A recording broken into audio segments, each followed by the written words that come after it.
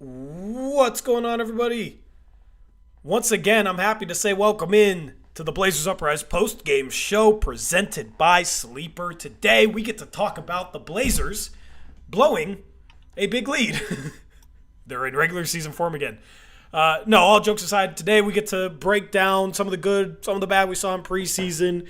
The Blazers play their remix team at the end of this game. And I guess if there's one major takeaway from this game, it's that the remix might struggle this year because that was a rough way to lose a game. But after all, it's preseason. So we're going to talk about the offense, the new offense that the Blazers had been hyping up in training camp in this preseason. And we're going to talk about Shaden Sharp's performance. We're going to talk about the starting lineup the Blazers started with today, which surprised everybody. We're going to break down this game. Thank you guys for tuning in. Glad to be back here with a post-game show talking about real Blazer basketball. Eric, what's going on, man? How are you doing?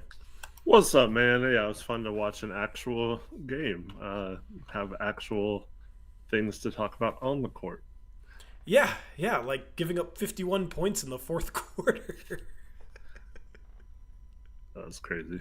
You know what's funny about this game? The Blazers were up 20 with their main guys, and I was sitting there thinking, like, this is as good as they've looked in a preseason game under Chauncey Billups, but watch them find a way to lose to still completely ruin his preseason record because he's something like 1-15 when he's coaching in the preseason, and they found a way to do it. He can't win preseason games.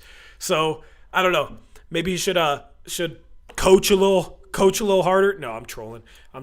It's hard to come into a preseason post-game show fully serious and ready to break down the game, so I'm just going to have a fun stream. I'm also coping from the Mariners' loss from earlier, so that's the version of me you get tonight. I think there's a few things to take away from this game, but for the most part, not really too much to read into outside of like Sharp, Denny, Tamani. They all look good. Yong looked kind of rough, which is to be expected. Chris Murray hit a couple threes. That was nice to see. And that's just kind of the quick summary on the game. But, man, let's just dive into this thing, Eric. What's the number one thing to take away from this practice game tonight? I think it's got to be Sharp, right? Like, he looked like he can be the number one guy on an offense. He looked like he had complete control of the offensive game. Even had some nice driving kicks as a playmaker as well. But he just looked really smooth out there, like he was ready to take a big jump this season. Yeah, 22, 6 boards, 2 assists. One was a really nice kick-out pass in 23 minutes, 9 for 15, 4 for 8 from 3. The three-point shot, he started 1 for 4 and then made 2 in a row. And I talked about this at times last year where it never seems like he hits 2 threes in a row. It always seems like he makes – whoa, what is going on with my mic? Hello. My mic is in preseason form as well, I guess. That was strange. He doesn't belong on the remix either. Yeah, something like that. Hopefully my mic is done doing that. I don't know what that was. But 9 for 15, 4 for 8 from 3. The shot looks different. I still don't really know exactly what looks different, but it definitely looks different to me. Seeing it on TV kind of confirmed that to me. And I don't know if he's just really, following through higher and getting more arc. I think that is one of the things that he's trying to do because we've always talked about how his shot is a little bit flat. At the end of the day, as long as it goes in and went in tonight, if he can have games like this where he's shooting the 3-ball like this, then he's really tough to guard. Some really nice drives. It was funny because Lamar Hurd was talking about how he should be lethal coming off of screens, which I've talked about, but how we haven't gotten to see that yet, which I thought was kind of funny. We didn't really see that a whole lot in this game. We'll get into the offense. Oh my god, what the hell is... Hold on. I think it's my headphones. Wow. I don't know. But impressive. I think there should be absolutely no starting debate now. I think it's Shaden Sharp over Jeremy Grant After a game like this, I know it's one preseason game, man, but those dudes could not look more different. 2 for 11 from Grant, 9 for 15 from Shaden Sharp. Shaden Sharp looked miles better than him. He's a better player than him right now. He's the younger player. He's the higher upside player. There's literally no excuse to start Jeremy Grant ahead of Shaden Sharp. I will be here raging on opening night in the post-game show if Shaden Sharp is not a opening night starter. There is no way you can go into opening night without him starting.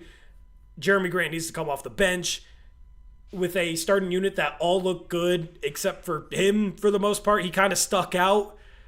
2 for 11 is bad. 1 for 5 is bad. We've seen that from him. That's the Jeremy Grant from last year, man. It looked no different. So not like I was going to read too much into his performance from one preseason game, but this is just the continuing of a trend for Jeremy Grant. And he shot some bad shots in this game, kind of forced his own offense, didn't really seem to be playing within the flow of anybody else, and I think it's kind of an open and shut case for me as to what the starting lineup should be on opening night. Gotta love when we're trying to run some sets and he just takes the ball and he's going to take a bad shot and just dribbles into traffic and throws up some crazy rudder, which of course misses. And yeah, it's just like, dude, we know you can drive and shoot the ball. Like, we're trying to run an offense here. Like, what are you doing? Like, this is preseason. We shouldn't be doing that crap. But yeah, like Mount Hood says in chat, it's crystal clear. It's been crystal clear, I think, to a lot of us that Sharp's the future. Grant is maybe a fine rotational piece at best, but you're crazy if you play him over someone who has the ability to up the ceiling of this team. And Sharp, I mean, he just looks so good tonight. And yeah, one preseason game, you can't take a lot into it, but I don't see how anyone can look at these two and say, oh, we're better off with Grant in the game. Yeah, absolutely. What I loved about this game from Sharp, you saw the 3-level scoring, and he was a 2-level scorer last year. It was really efficient finishing around the rim, and it was a efficient mid-range shot. He was one of the best mid-range shooters in the league last year. The three-point shot wasn't there. This game, you saw the 4 for 8 from 3. He had a couple really nice mid-range makes, including a really impressive kind of, I don't even know what the move was, a hesitation to an in-and-out little sidestep that he hit. And had a couple nice drives and finishes at the rim, a nice little running floater.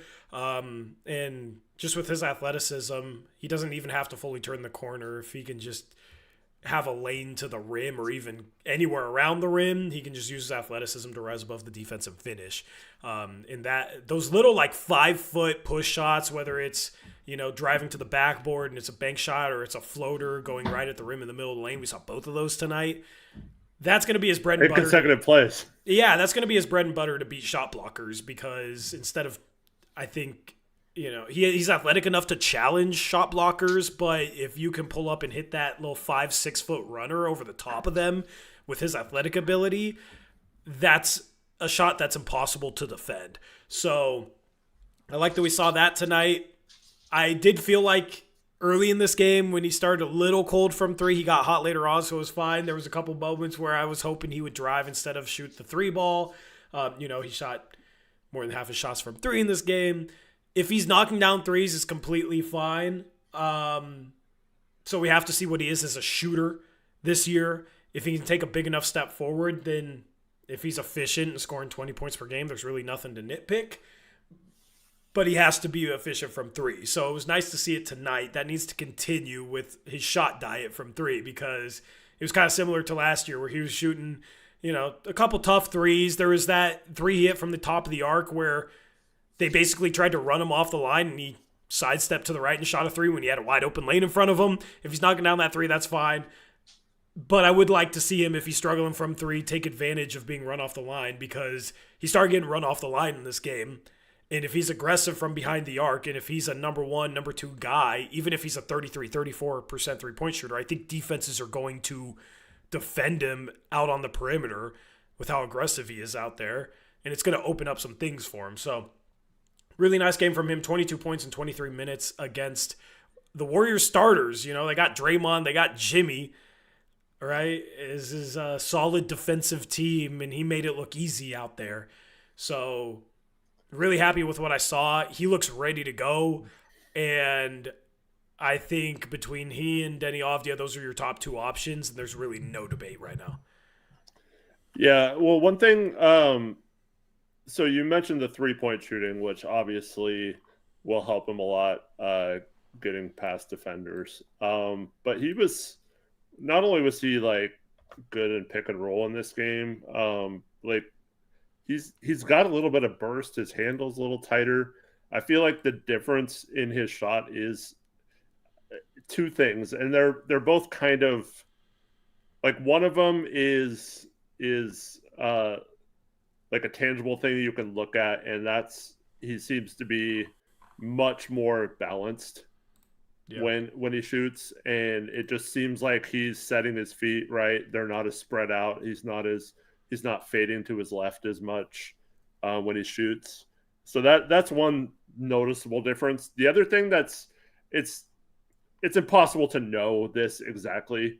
It's not something you could tell, but it seems like he has like this level of focus / confidence / just reading the game well, and like he's going to get to his spots and get his shots. He's going to break this guy down and score. It just seems like he had that, like he felt like he was going to do that when he touched the ball. Like, and in years past, he's kind of like floated off or drifted away or kind of like disappeared at times in the offense. This time it was like, okay, this is my offense. I'm going to step up and show you what I can do. And if he has that attitude moving forward, man, the sky's the limit for him, and maybe he can start to reach some of that potential we know he has. But one thing in addition to the 3-point shooting, that one where he in and out dribbled twice and got the defender on his back foot, off his heels, and had that step back mid range. Those type of, like, when you kind of embarrass someone off the dribble like that can also get guys to like pressure you up more. So it's not just the three. If he can consistently like kind of pull the CJ McCollum special victims unit on defenders, that's also going to lead to him getting some open drives. So if you have that combined with the 3-point shooting and his finishing ability, man, that's going to be a crazy mix. And I really don't know what his ceiling is if he can combine all those three. And granted, it's one game, but there's a lot to like from what he performed tonight. Yeah, I've always said this about the mid-range shot. While it's analytically the most inefficient shot, it's a weapon that can keep defenders honest from just being able to try and meet you at the rim if you're inside the arc. Because if you only shoot threes and only shoot at the rim, the second you're inside the arc, defenders can just start backpedaling, playing on their heels, willing to meet you at the rim. Or if you're trying to turn the corner, they can turn their hips and run with you to try and meet you at the rim. If you can pull up in those situations and you can make enough mid-range shots, it stops the defender from being able to do that, which actually makes them easier to beat and easier to get to the rim. So I've always viewed it as just a tool to keep defenders honest and make it easier to turn the corner and get to the rim. And that's exactly what you're talking about. You know, that mid-range pull-up, that double in and out move that he hit. Next time the defender is, either going to give up the same shot, and if he's making it, it's a good enough shot, you live with it, you're happy with it. Or he's going to press up a little bit more on that step back, and then maybe Sharp turns the corner off that and gets downhill. Then he uses his athleticism. We already know he doesn't need to fully turn the corner with how high he can leap around the rim and rearrange and finish. And that unlocks his dribble drive game in a way that analytics doesn't really understand when it criticizes mid-range shooting. So right. I like that aspect of his game. It was really impressive last year, but he's just, what I saw from him tonight with the ball in his hands was just everything was purposeful.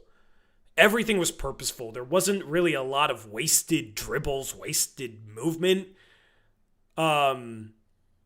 Even that kind of double in and out little step back, those dribbles were necessary to create the space for that mid-range shot, right?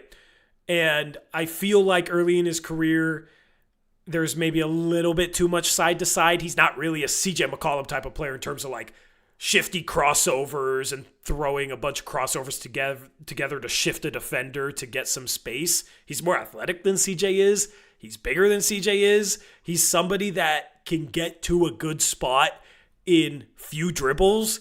He's not the type of guy that needs a ton of dribbles to get to good spots. So I like when he just puts the ball on the floor with a purpose to either try and turn the corner, and then if he gets cut off, he counters it, gets to that mid-range, and if the defender isn't respecting him behind the three-point arc, then shooting that three-point ball. And that's how I think in a motion offense, in an offense that moves the ball, that's how he can be efficient as a scorer with the ball in his hands without being too much of a ball stopper. It's just by making quick decisions in the flow of things and capitalizing that way. So really impressed with what I saw from him tonight. And I'm really excited for what he has to bring us this season. Anyway, Absolutely.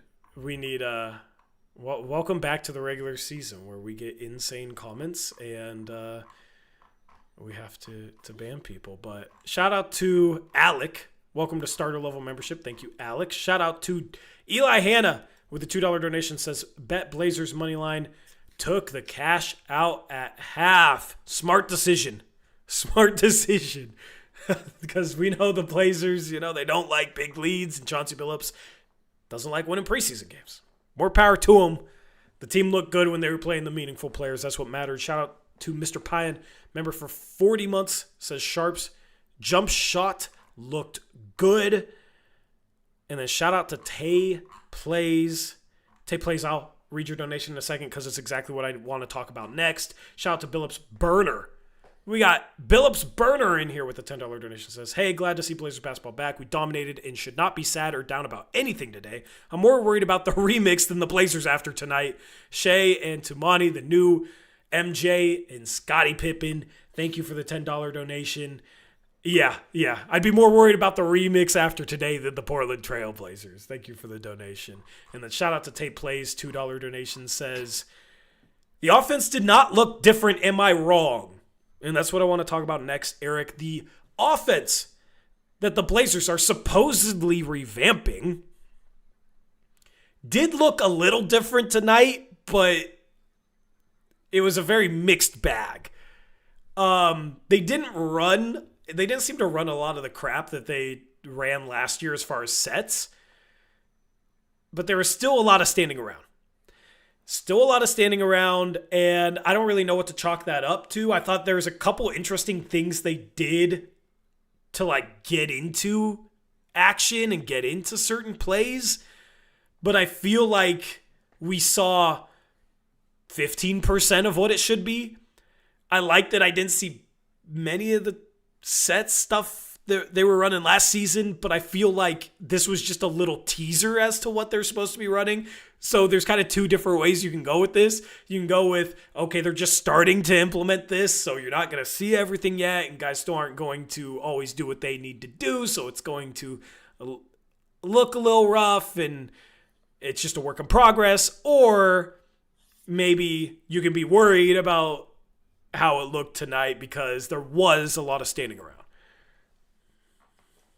Yeah, it's hard to tell because the Blazers, at least in the first half, hit a lot of threes. A lot of their kickouts. I think Tamani had 4 threes in the first half, if I'm not mistaken. Denny hit a couple. Like it seemed like they had it. They were scoring. Shaden had 20 points at halftime or something. It was a lot of drive and kick. Yeah. So I think what stood out to me was we have Shaden as a creator now, and Drew was driving too, and he did not shoot the ball well, but he had 7 assists in his half of play, and so when the starting lineup was in, it felt to me that we just have like a different type of creator in the game, and that's opening up the offense in Shea versus Anthony in that role last year. Yeah. Um, and so honestly, I was watching like almost every time the three players off ball were mostly standing there watching. Now, it's not necessarily a bad thing to do it if your ball handler is getting penetration and finding those open shooters. But like in the second half, there was a point in the fourth quarter where I believe we only had like 5 points late in the fourth quarter or something. And it just seemed like we were just watching Devontae Cook and Caleb Love try to drive on it, and we weren't really running any much action. So I was a little disappointed in not seeing a ton of cutting. Like, I don't remember a single like backdoor cut we had in this game or anything that we found for an easy basket. Yeah. So the main difference to me was Shaden's ascension as a creator. I think changes the game a little bit, but that's not like a set offense. That's just Shea becoming better. Mm-hmm. And then the other thing is, especially with Blake Wesley in the game, they did push the pace more than they did last year when they said they were going to. Man, I do not remember Blake Wesley being that fast, but he was blazing that up the dude's court, just man. like an Olympic sprinter out there on the floor. Dude, he was like... Yeah. Like, I could not believe how quick he was getting the ball up. And if that's what Chauncey wants him to do, man, the guy was doing it.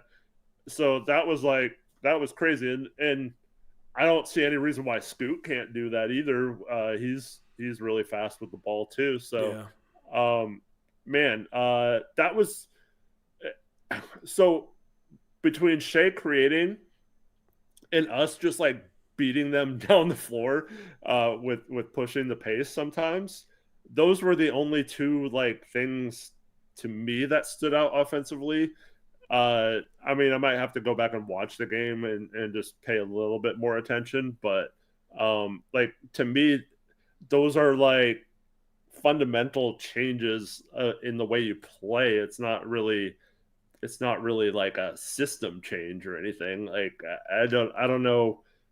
I was kind of disappointed to not see a ton of movement, but then again, we made shots and scored 123 points. Like I think we'll take it with how good our defense should be this year. So it's hard to like complain when you score 70 points in a half or whatever it was in the first half. But I don't feel like we saw some like revolutionary new offense or anything either.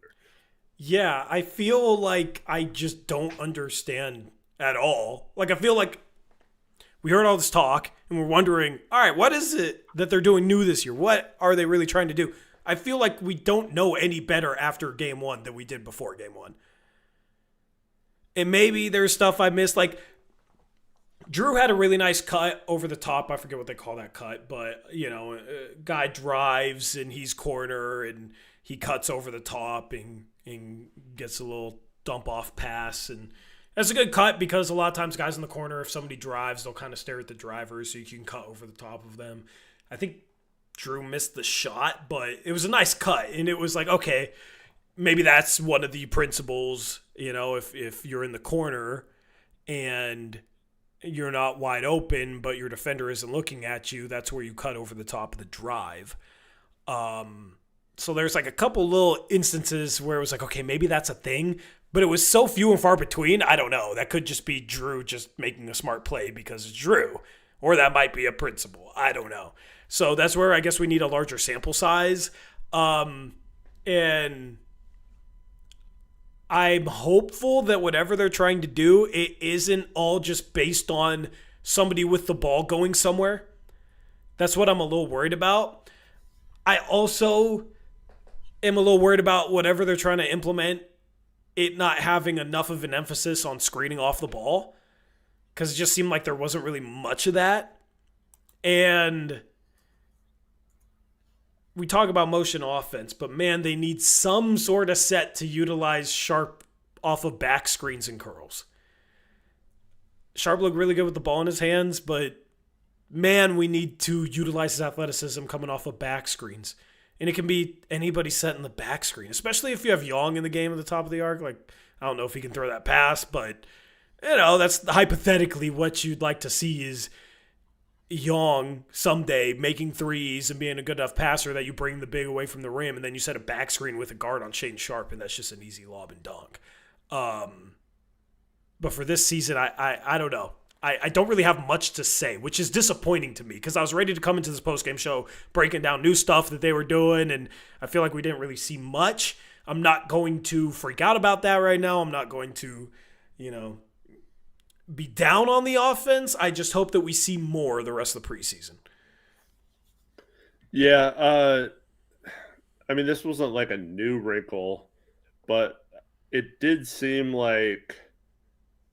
So I feel like Yong and Klingan have the opposite problem on the rolls. I feel like Klingan is rolling too far under the hoop, and when he catches in a lot of time, he has to gather and try to come back from behind the backboard or whatever, and that's kind of throwing off the timing a little bit. And Yong, it felt like he wasn't getting to the rim fast enough, or he was getting the ball a little too soon, and then he had that offensive foul and wasn't necessarily, he got the ball stripped a couple times or got stonewalled and couldn't drive on someone. But those are normal, just pick and rolls are normal things that we've seen in years past. So even those discussions aren't necessarily new discussions, or just what we've been talking about for years. So yeah, I don't really, I'm right there with you. I wanted to break down some of these new wrinkles we are seeing. And I don't know if it was just because we were so efficient pushing the ball or what, but it really didn't seem like we were running some crazy new offense or anything. Yeah. Yep. Defensively, I already know what the Blazers' Achilles heel is going to be. It was very apparent in this game. Can you guess? Chat, go ahead and guess. Eric, in 3 words or less, what's going to be the Blazers' Achilles heel this year? I want to see if we're aligned here. Are you talking about a player or... No, just a thing. A thing. Oh. Their defensive Achilles heel. Fouling? No. Oh, okay. No. Shout to B-Ball Pancake.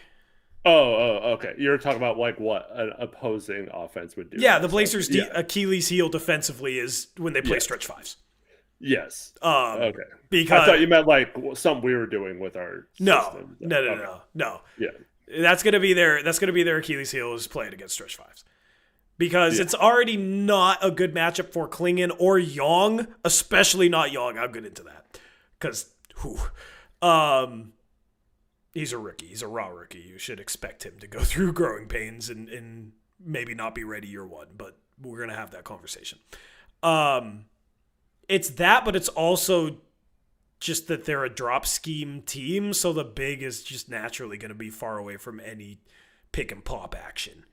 And the bigs aren't really quick enough to cover that ground. That is going to be a problem, especially when Young Hanson's in the game.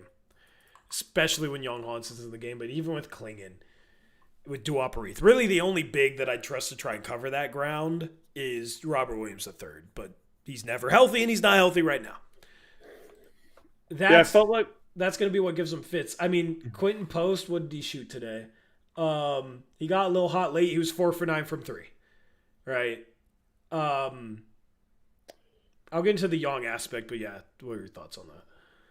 Well, when you're playing in the first quarter against Draymond Green, he hit 2 threes. Yep.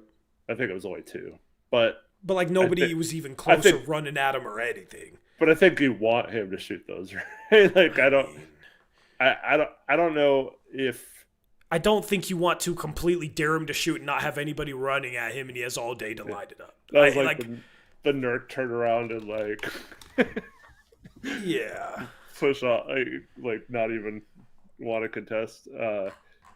I think He was 32.5% last year, but like, so yeah, you can leave him open, but there's a difference between like sagging off a guy and then recovering to them, and sagging off a guy and just letting him have all day to find the seams on the ball, take a deep breath, could probably do his freaking free throw routine and then shoot a three. You know what I mean? Like he could have taken 3-4 seconds to shoot a those lot of times I threes. feel like he shoots worse when he's open. And I don't know. I don't know, but you look at Quentin Post, he's 4 for 9 from three, and it's the scheme, run and drop scheme, and then with Klingan and Yong, they're drop bigs that don't cover ground super quickly, and then if they try to cover ground super quickly, then literally any big in the league can attack their closeouts if they try and cover ground too quickly. We'll see. That's why I said it's kind of like the game plan, I think, is to let Draymond shoot, because other than those 2 threes, I think he missed 1 or 2 as well. So like it's not like he was making every single one, but he was 2 for 3 from three. When Klingan was in the game, I actually had this thought at one point, like, wow, they're not really exploiting him in the pick and roll that much, and maybe it's just because like Golden State wasn't doing too much or whatever, but I didn't feel like it was as big of a problem with Klingan in the game as it became later with the other centers in the game. Yeah, but I mean, how are you if you got Tumani, Drew, all these great defenders you're dealing with? If you're an opposing team and you got a big that can shoot, I can absolutely see that being the solution to dealing with the Blazers' defenses. We're just going to run pick and pop with that big. Klingan's going to be 20 feet away from him because he's going to be dropped around the rim. We're going to turn the corner, attack him, keep the on-ball defender on the ball. You kind of let him lock and trail, and you get downhill towards the big, and then you kick out to the screener that pops, and he has 20 feet of space to let a three fly. He's completely wide open. So the Blazers have to figure out a way to neutralize that long term, whether it's somebody one pass away from the pop man rotating over and then the Blazers rotate and maybe don't have favorable matchups. They get cross-matched, but at least they're taking that away. Or at least one pass away stunting at the ball to make the guy think about it and then giving the big man more time to close out.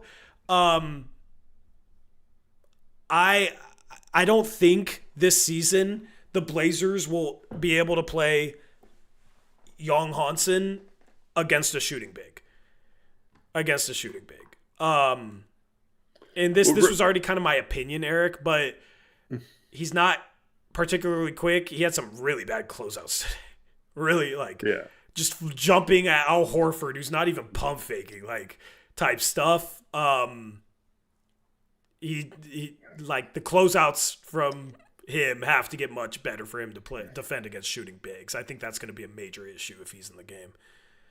Yeah. Before I get into that, though, I just want to mention that the Blazers, I forgot what the stretch was, but at some point when they had their good defensive run last season, they led the league in opposing three-point field goal percentage at 34%, I think it was. And so that's always a number that kind of can be luck-based a little bit, but I will say that their defensive run last year with Klingan, they did do a good job of defending the three for the most part, at least percentage-wise. But how much of that was the other four positions being aggressive, knowing they had Klingan at the rim? Yeah, but that's what I'm saying, though. Like, I don't know if it's going to be as much of a factor with Klingan in the lineup, but I do agree that they shouldn't just run exclusively drop against those teams. But I don't know. I think you can do some stuff like stunting the corner guy out and having like Klingan then switch to the corner guy where he can also come and help in the middle if he needs to. Like there's stuff that they can do creatively.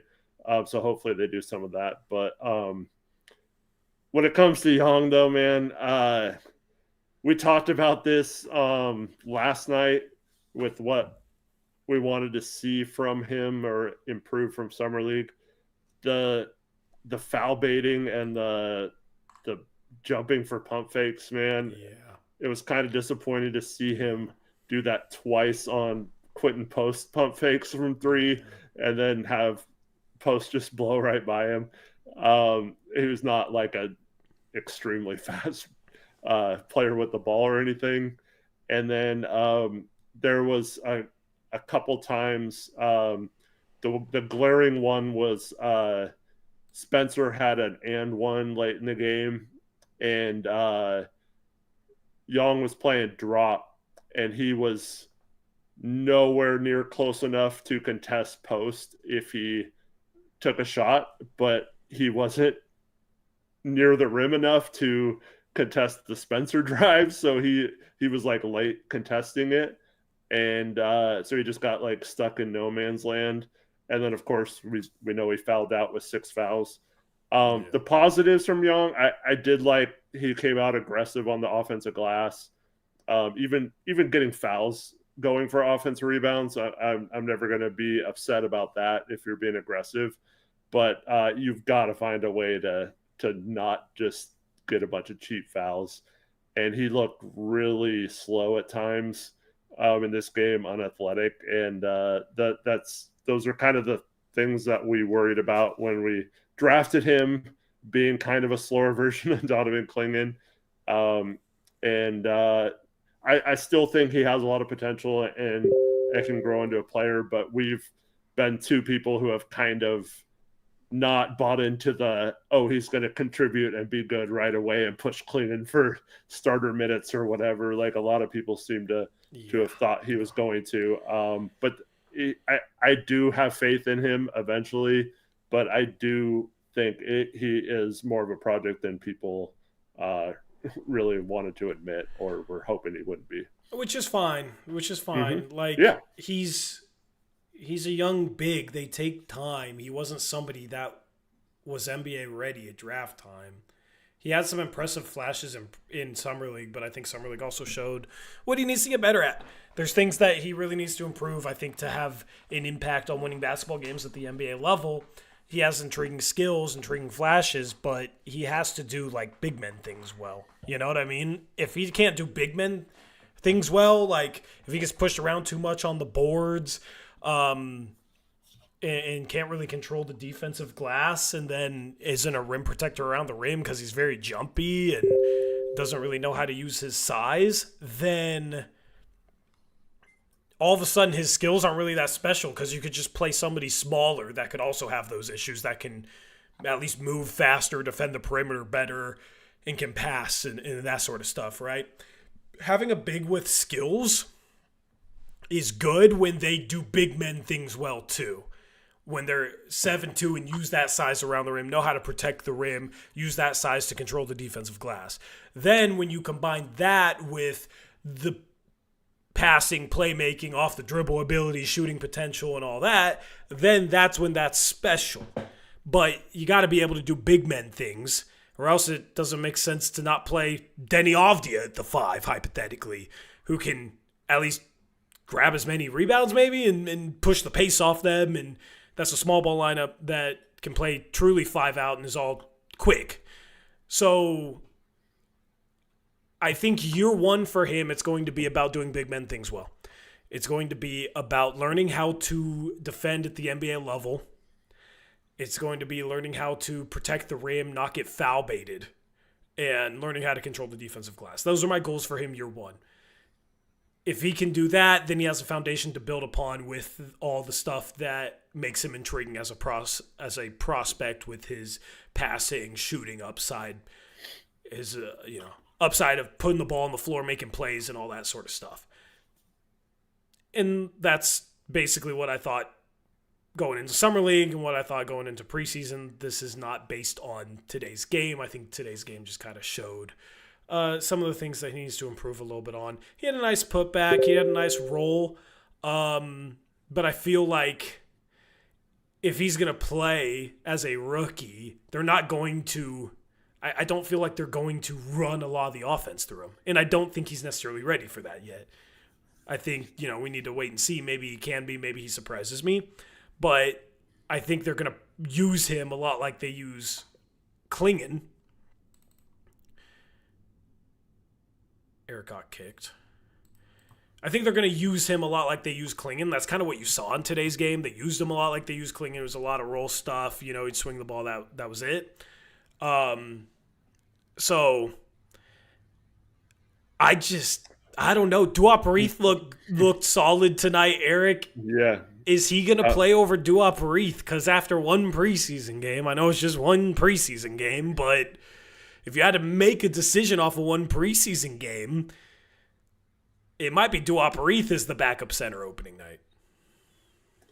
Yeah, I agree. I think it's very clear if Robert Williams is healthy, he is the backup center. Yeah.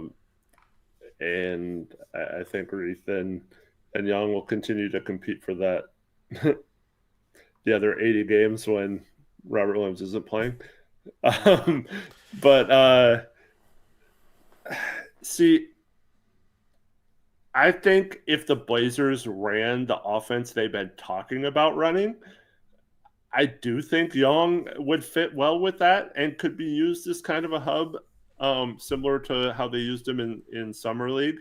If you had cutters off of that and things, I do believe that's probably the best case scenario for him contributing this year is playing in that kind of offense. But we didn't see any cutters or back screens or anything like that when he was in the game.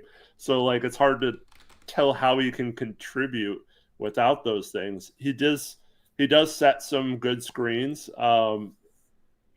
What do you have? 2 illegal screens tonight? He got some BS calls, man. Yeah. Like, I'm not going to put all 6 fouls on him, but he's going to get a rookie whistle. Yeah. Which is stupid that's even a thing, but yeah. So this is something that we talked about a lot during Summer League, and that's for how good of a passer he is. This is a player who did average more turnovers than assists last year in China. So you look tonight, 4 turnovers again. And this isn't meant as like, oh, he's doomed or anything like that, but you cannot be a backup center and turn the ball over that many times. Like it just does not, that's not good for you playing well. So you got to cut down on the turnovers, you got to cut down on the fouls, and you have to find a way to protect the rim a little better, especially if you're not getting out well on an opposing stretch big. So if he can't do those 3 things, it's going to be a rough season for him, and there's going to be a lot of growing pains. Am I worried about him long term? No, but if we're just talking about this season, I think he could play himself off the floor pretty fast if he's turning the ball over and fouling this much. Yeah, I feel like the hype have just raised the expectations for his rookie season a little too much. Mm-hmm. And this is just kind of like an overarching conversation. This isn't really just based off tonight. I feel like there's just been a lot of hype, which is cool, man. And he's a good kid, funny guy, right? Really easy to root for. It was cool hearing cheers for him in the opposing arena. Yeah. You combine all that with the hype, and I almost feel like it's kind of gotten a little too much, where some people have legitimately high expectations for his rookie year, but he's going to go through some growing pains, and there's going to be some struggles, and that's just going to be the nature of it, and that's fine. I just wouldn't expect too much because there's a lot that he needs to learn. And I think he also needs to – it's not like he's not strong, but there's times where he doesn't play as strong as I feel like he is, which is kind of strange. But he hasn't had to throw his weight around in the past. He hasn't had to throw his weight around like he's going to need to do at the NBA level, holding guys off boards and that sort of thing. And I think there's just going to be an adjustment to the NBA game in that regard, where he's going to have to learn how to be big, both defensively and on the glass, and use his weight. So we'll see. It's one preseason game. I mean, I when he comes into the game becomes a lot more interesting. Right? Yeah, it's still fun. I still hope he plays a little bit because it will be fun to see what he develops into over the course of the season in the future. RG in chat was saying they should have ran some plays for him. They did run a couple plays for him. One, he tried to actually there was 2 plays in the first half where he tried to do.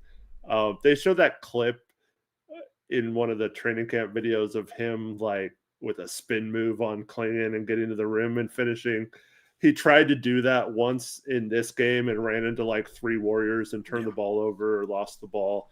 He tried to drive again a play or 2 later and drove right into traffic, almost turned the ball over again. And then they tried to post him up a play in the second half, and he again lost the ball, almost got it stripped, and had to kick it out. And so they did actually try to run a few plays for him, and or at least ones where he was involved. And unfortunately, it's going to take some time for him to learn. Like Tori was saying, he's used to playing against a lot lesser competition, so it's going to take some time for him to adjust and learn that you got to be a lot more steady with the ball, and you have to like think about that. Number one is just taking care of the ball and not dribbling into traffic, and especially against good defensive teams that try to strip the ball or have like lengthy defenders who can play those driving lanes. So yeah. So well, I just want to say something about the spin move thing with him. He's gonna have to get. I think he's gonna have to get better at picking his spots because NBA defenders off the ball with how quick they are, a lot of them will just sit on that spin move and just blitz that spin move. Because it's really hard for bigs to make that move anywhere around an off-ball defender and like keep control of the ball. And I think what you're talking about was a good example of that is when you spin, you lose sight of the defense for a second. And that's where you have to be careful about using that move when you're driving.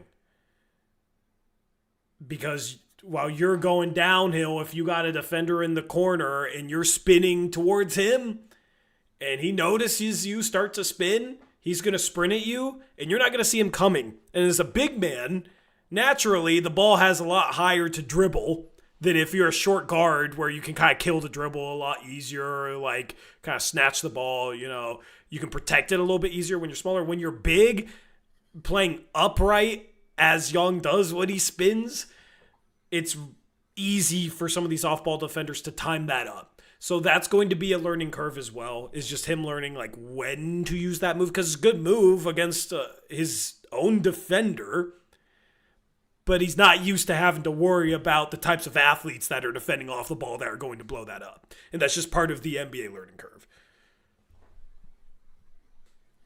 Yeah.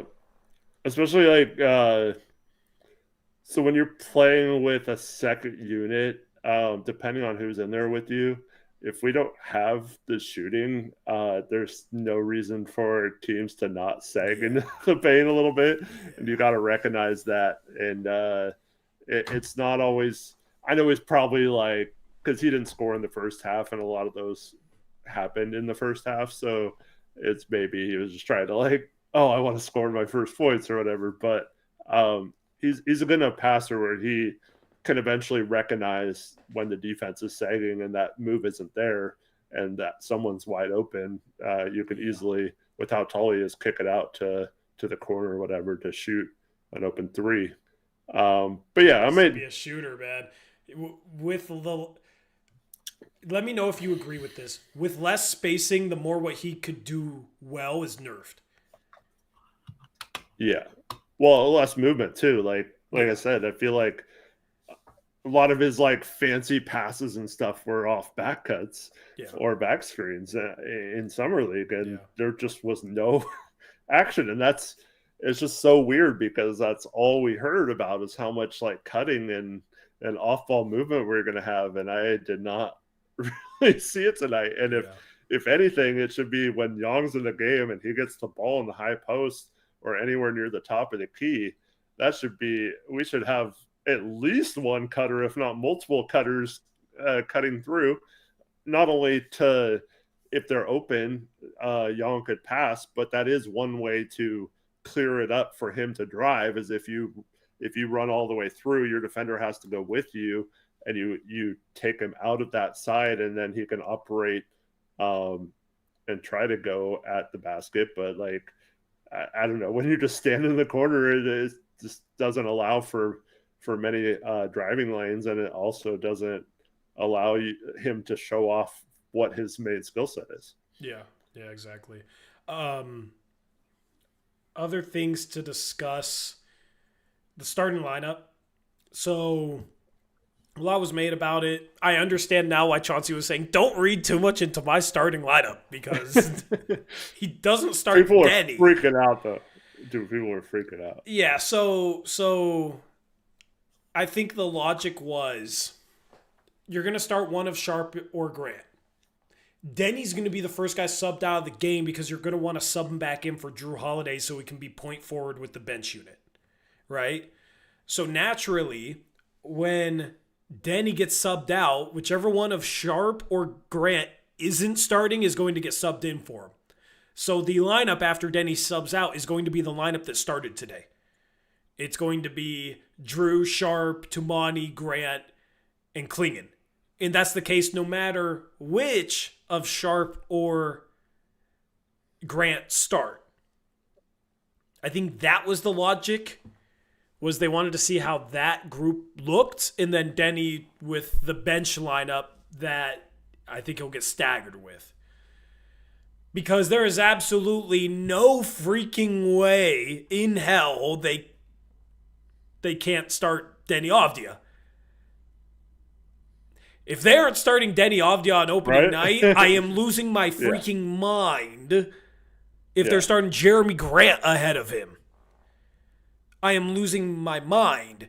There is no justification for starting Jeremy Grant ahead of Denny Avdia, who I think at this point is literally better at everything outside of, this is our vet that we're paying a lot of money to. We can't bring that off the bench, which is basically just politics at that point.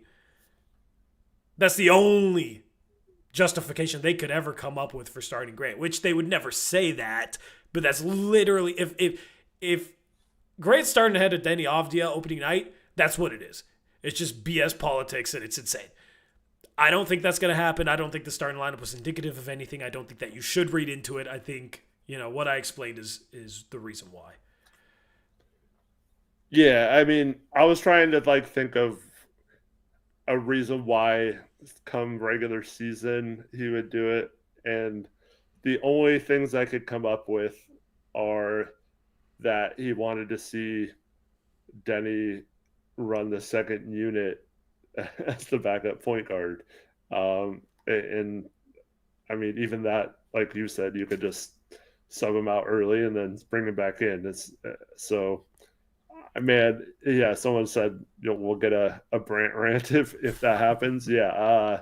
I think I'm going to be going off, man, because this guy was so good in the last season, carried it over into Eurobasket in the off season, and then by all accounts has hit the ground running in training camp and all that. So, I mean, when I saw that, I just kind of laughed knowing what Chauncey had said.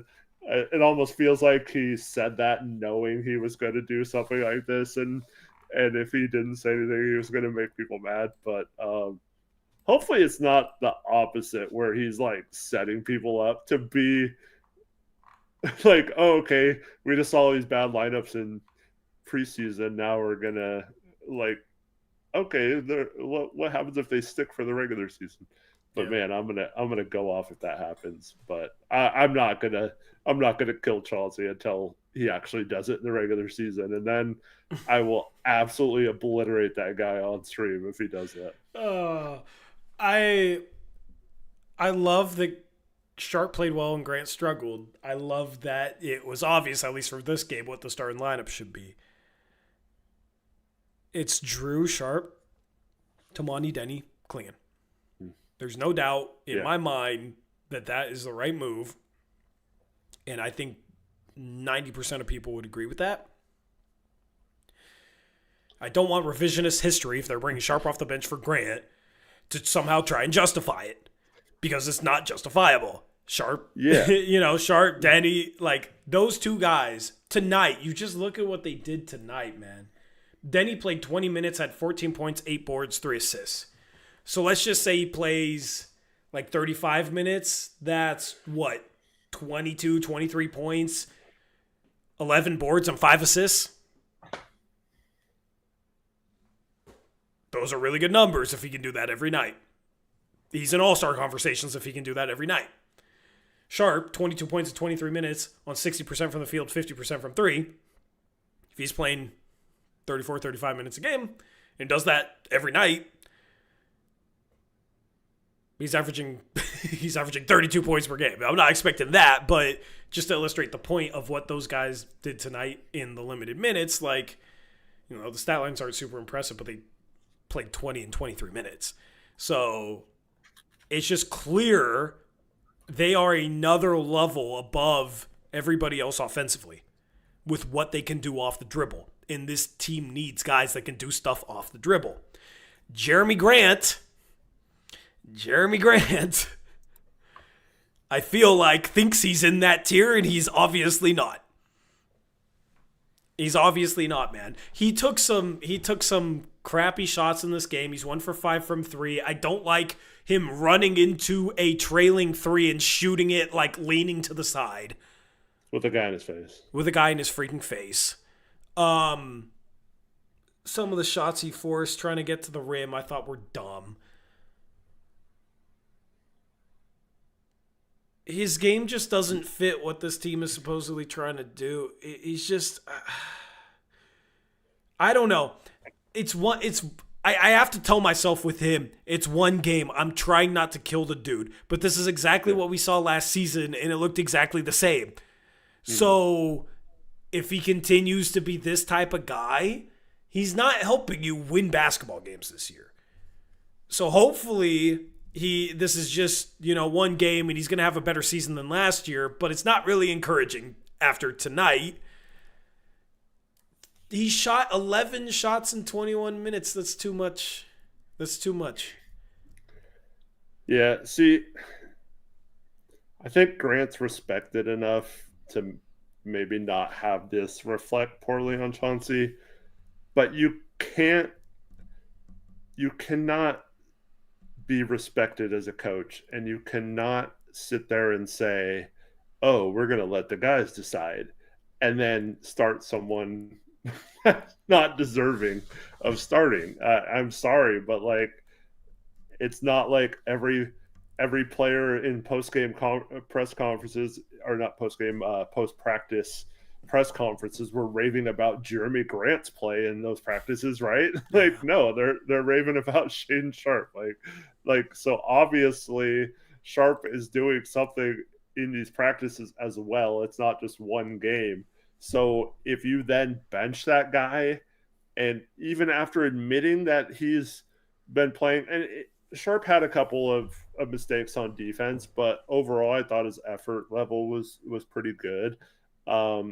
And like I said, when you're playing with Drew and Tamani and those guys, I feel like you can afford to have someone who's cooking on offense and maybe not as good on defense out there.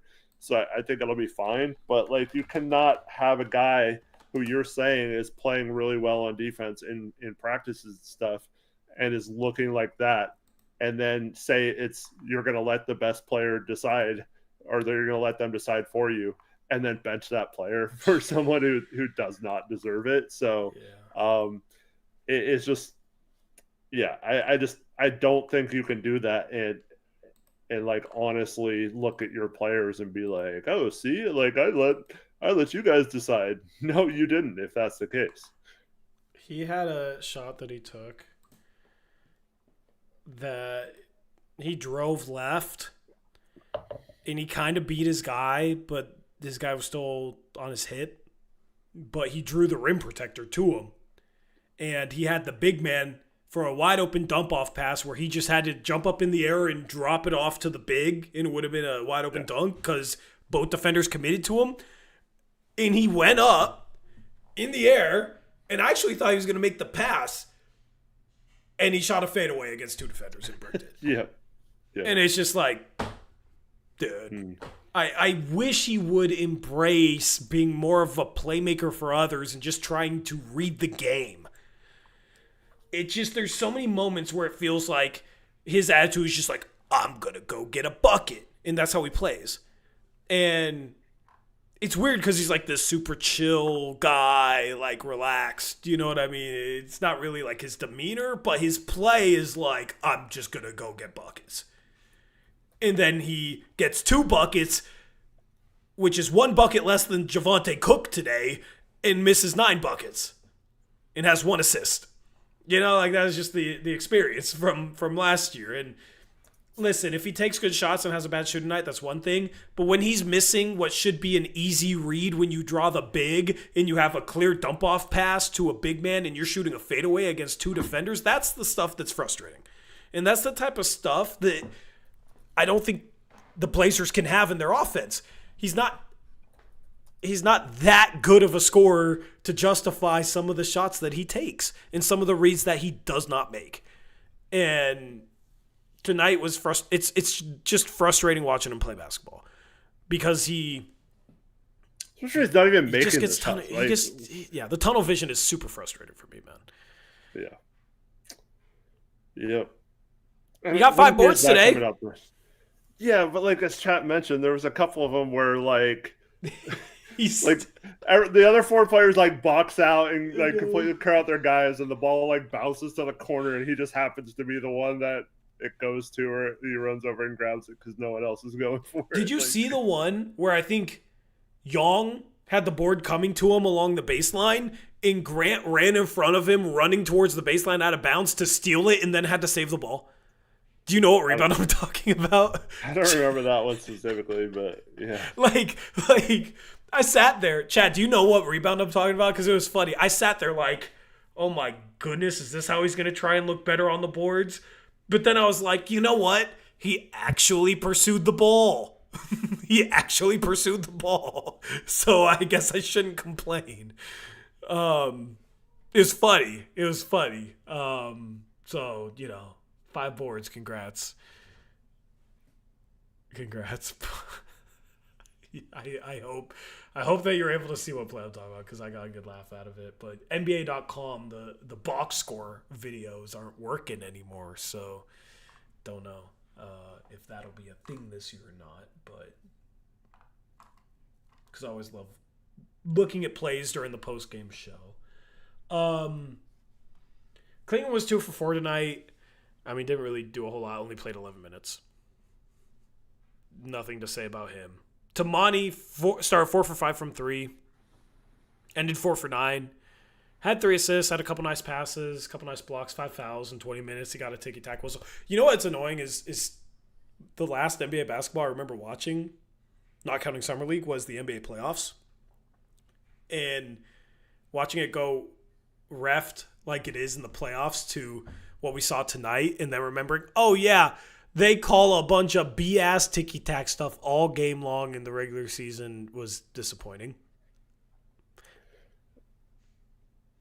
At the same time, Tamani did have points where he was a little over-aggressive last year, fouling a little too much, and we saw it a couple times tonight.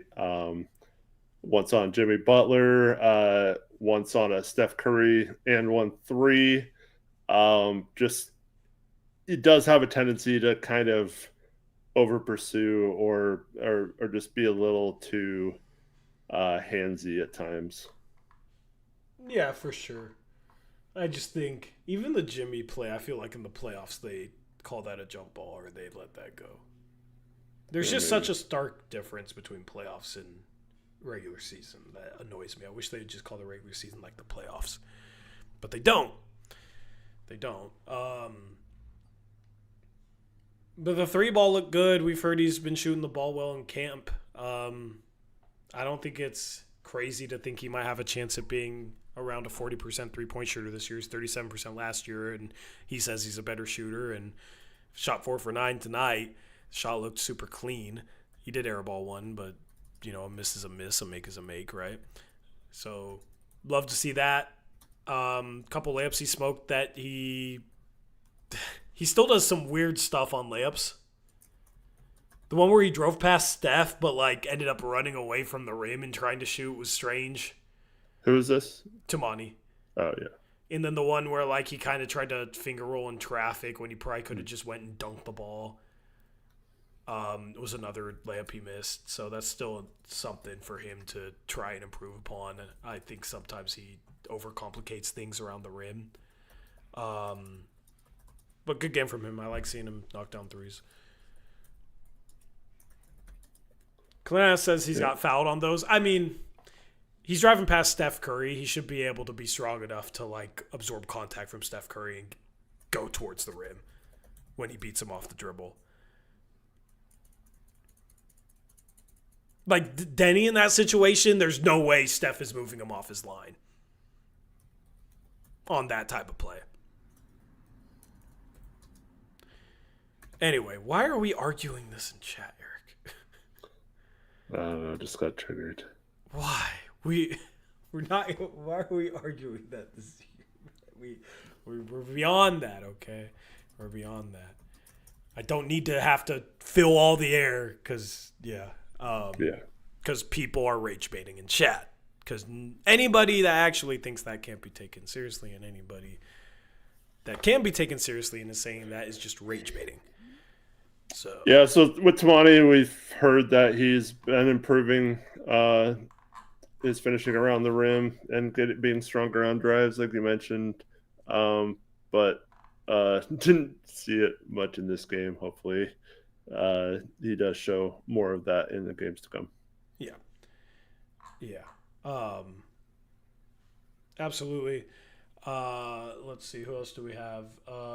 Drew, 1 for 5 in 17 minutes. What'd you think of him? He had 7 assists and only 1 turnover.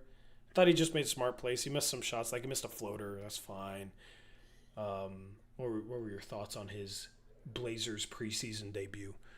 Yeah, I thought he was okay. It's hard to tell when you shoot that badly, but the 7 assists were nice. I thought he did a good job of running the offense. And while we're talking about that, Sharp also I felt like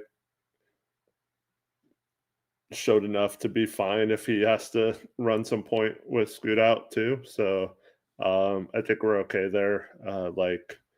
Corona mentioned on media day with Scoot and Sharp, or not Scoot, with Scoot out with Drew and Sharp, and then getting complimentary ball handlers like Denny as well. But I think Drew's just going to be steady. I don't think he's going to be like this crazy awesome piece for us, but I think just having that veteran presence that knows how to play, knows how to win, all those kind of things is going to be really good for this team. And I think he showed some of that tonight. And he's not going to shoot that bad all the time. You're muted. Oh. I also thought it was interesting just seeing the way Sharp kind of took over this game in the first half. Looking at Drew and thinking about if that's Ant with the way they use Ant and the way Ant had established himself here, if it would look the same for Sharp. Last year, I forget what Sharp's numbers were without Anthony Simons, but his numbers were through the roof without Anthony Simons. They've got rid of 27. Yeah, and basically a lot of the offense was just ran through Ant, where Sharp was kind of secondary to him. And if Ant was still here this season, it would probably still be that way. With Drew Holiday here, Drew can be secondary to Sharp, and it's actually very natural for both, I think. And that is part of the reason for the trade, where everybody's looking at the offensive downgrade from Ant to Drew. But I think it could be an upgrade for Sharp, just stepping in as that lead guard. this is also why he needs to freaking start, because this is a moot point if you're not starting him. So. Yeah, I think a lot of that falls on Sharp just being the guy, because like we've seen him. I mean, to be fair, with chances, he's shown that in previous years when players are out of the game, but it really just is on his mental focus and consistency and stuff like that. And I think I don't know. I'm expecting big things from Sharp this year because I think he's kind of figured out some things mentally, and that's going to be really fun to watch. I think it's partly that. I think it's also Drew, if he doesn't have a good opportunity, is just going to move the ball along. The ball's going to find Sharp. Whereas Anthony Simons, he's a more offensively talented player than Drew, so this is understandable. This isn't even necessarily really a critique. It's just the nature of who they are as players. And if he doesn't have a shot, he's going to put the ball on the floor a lot, create one for himself, maybe take a difficult shot, and the ball's not finding Sharp. I think that is going to be a bit of a difference. I mean, Anthony did play a couple of years, or at least 1 year as a starter next to Dame, though. It's not like he's completely incapable of playing off ball. Yeah, but like he was the number 2 to Dame's number 1. Once they had established himself as the number 1, he's had the ball in his hands a lot. Which, like I said, it's not necessarily a critique. It's just Drew's more of an in-the-flow guy than Ant had been, at least in his past couple years here. And I think it's natural to go to somebody like Drew, who's just not going to force anything. Like, he's not going to, especially at his age, he's not going to try and do a whole lot offensively and expend a whole lot of energy. And, he'll move the ball along. The ball will find Sharp. He can be somebody that makes a lot of plays with the ball in his hands. So I think that's some of the fit that they talked about in the media day interviews too, when they talked about acquiring Drew and like his fit, synergy, whatever word they used. I think that's kind of what they were envisioning in one preseason game. Their fit looked good together. The starting lineup looked pretty good together. I think especially if you put Denny in for Grant, that starting lineup is exciting. I mean, it's also the same people who said we were going to be better without Dame and play more free. So, yeah, I'm not sure. I'm not sure what you mean. Like, in regards to, I'm just saying, like in terms of like a player fitting better or whatever. I think Drew is like your main point is that he's not like, oh, I need the ball, I need to shoot, and I need to score and stuff like that. I think that will fit if Sharp explodes and becomes that guy. But yeah, the easiest way to summarize my point is Sharp will get a little higher rate in terms of opportunities with the ball in his hands next to Drew than he would next to Ant. Yeah. Which, yeah, and like I said, it's not a critique for Ant because Ant should get more opportunities than Drew because he's more offensively talented than Drew.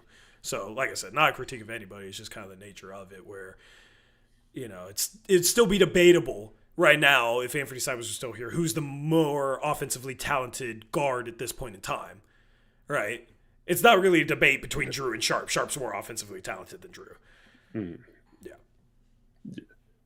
But if they did allow Sharp to have those opportunities with Anthony, there is something to be said about the spacing and the gravity that Anthony has. So, yeah, maybe it's a little closer, but I don't know. Yeah. Chris Murray made 2 threes. Nice to see. He was what? 2 for 3 from 3 and 2 for 2 from the free throw line, which is great for a 45% free throw shooter. Yes. Hopefully I can stop saying 45% free throw shooter. Hopefully I can say something like 65% free throw shooter. Reith, 9 points, 4 for 8 from the field. The defense with him in the game is going to be rough, but if it's rough with Hansen and Reith is a better offensive player, then maybe he gets minutes over Hansen. Caleb Love had a couple nice moments, but 0 for 4 from 3. It had 3 turnovers to 2 assists. I mean, he's just not a point guard, and he's also prone to going super cold from 3. He's going to be a remix guy. Do you think Blake Wesley's actually going to see minutes opening night? Because they played him a lot. He played 20 minutes. He played ahead of Repair. He played ahead of Sissoko. He played as many minutes as Murray. He came in the game with Chris Murray. I think, he did exactly what he needed to do in my mind. I mean, he's a little out of control. What did he end up shooting tonight? I don't remember. Blake Wesley was 3 for 8, 0 for 2 from 3. Yeah. Had 6 boards, 2 assists, 2 steals, 9 points. Not the greatest shooting night, but in terms of if you want to run and you want to push the pace and you want to get up the court fast, the guy was doing it, and he was working his butt off on defense as well. I mean, he did get cooked by Curry a time or two, but who doesn't? So I do think with Scoot being out, I think Blake Wesley, if he comes in and just does his. Eric got collab cam twice in one stream. Would you look at that? Streamlabs, fix your camera. Did it go away again? Yeah, you're back now. I do think that he could see some minutes over some of those other players you mentioned.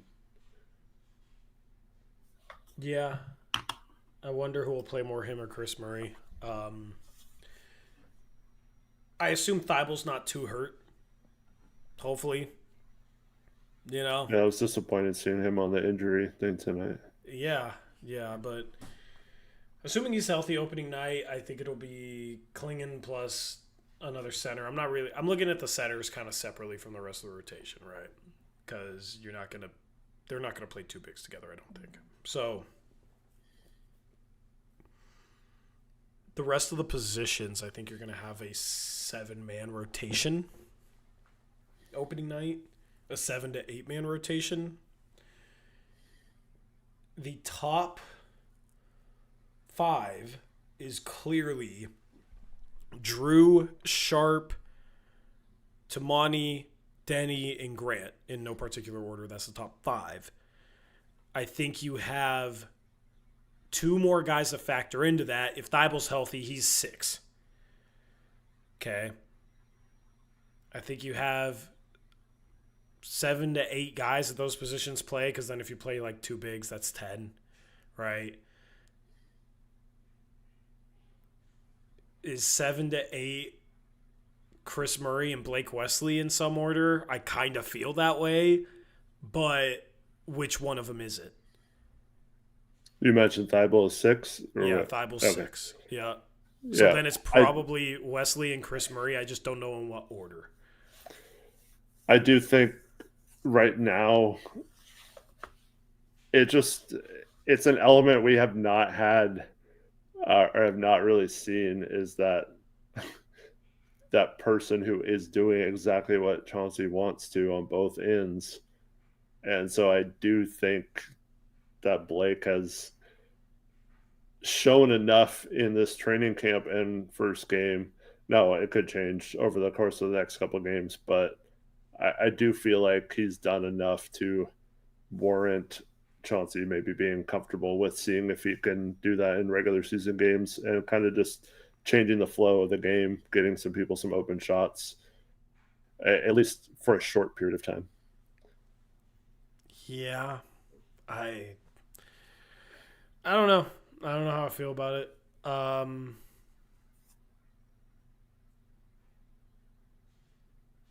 don't know. I mean, you weren't impressed with the way he was playing tonight? I mean, I'm impressed with his defense's activity, and I like that he pushes the pace. I just don't know how much I'd want him to handle the ball in a regular season game. I don't think he's a true point. Well, I didn't think so either necessarily, but he did. He had some nice passes. passes. Lots tonight, yeah. He has some nice passes, but I just don't trust him yet, and maybe after 4 preseason games my mind will change, but I don't trust him. And that's not really like anything that he could fix. Like it's one of those things where I need to see him play regular season minutes at the point guard spot and be productive over a period of time to trust it. So he doesn't really get that opportunity without getting a chance to play. I don't know if I'm sitting here like, would I rather go with Chris Murray or Blake Wesley? That's a good chat poll. That's a good chat poll because I don't know. I don't know what I'd do. I understand Chauncey going with either guy. So it'd be like 90% for Blake. Chris Murray had himself a good game today, man. Chris Murray had himself a good game today. He was 4 for 5. He was 2 for 3 from 3.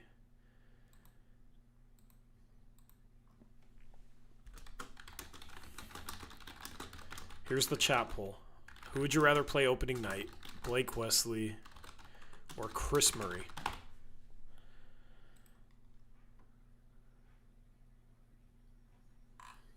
We need Scoot, man.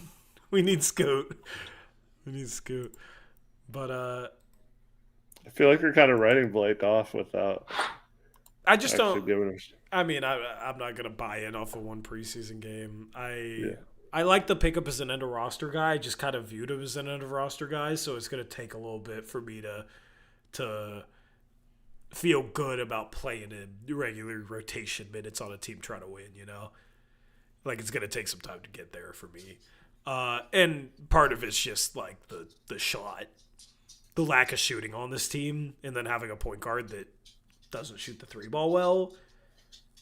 And also, I don't know if he's a true point. It's just kind of strange. He has really good traits, and I like him as somebody you can throw in to like up the intensity of a game, you know, for short stints.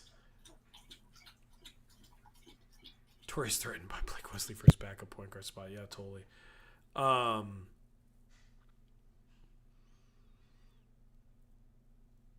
I don't know. I feel like I've seen this before with like Dennis Smith Jr. and Chris Dunn, who's become a okay enough rotation player, but both of those guys have had some good moments post Blazers in the NBA. Yeah. I mean, but both of those guys also were higher picks that got more of an opportunity and kind of flamed out and then got picked up. And I know Blake Wesley signed for the minimum or like a 15th roster spot, but like, I don't know. I feel like, you know, he's only played for one team and didn't get like a ton of opportunity. So I feel like he's a little different than those guys where both of those guys were top 10 picks that were like starters for a while on their teams. The thing is with Dennis Smith Jr. and Chris Dunn, they were playing on teams that were good offensively, that could shoot, that were desperate for defense. Right. And this team's kind of the opposite.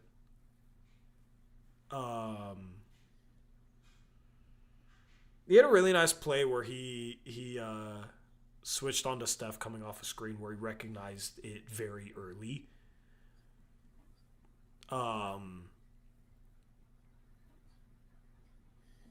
Like there's more to defense than just, oh, I'm quick and I'm gonna pick you up 94 feet and I'm gonna play with a ton of effort. You also have to be able to read things. There was a couple instances in this game where I was really impressed with the way he was reading things defensively. I think he is somebody that I have no worries about on the defensive side of the ball putting out there in an NBA game right now. Mm-hmm. The question mark's just offensively for me and fit and what this team needs on that side of the ball.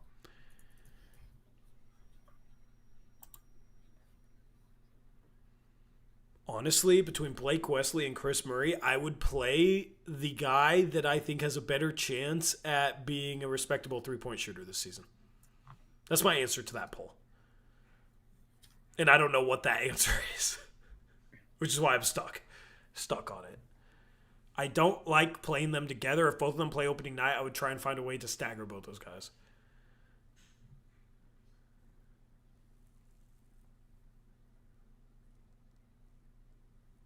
Man, Tory known Blake Wesley hater. Oh, we're really back in regular season form if we're starting with this crap.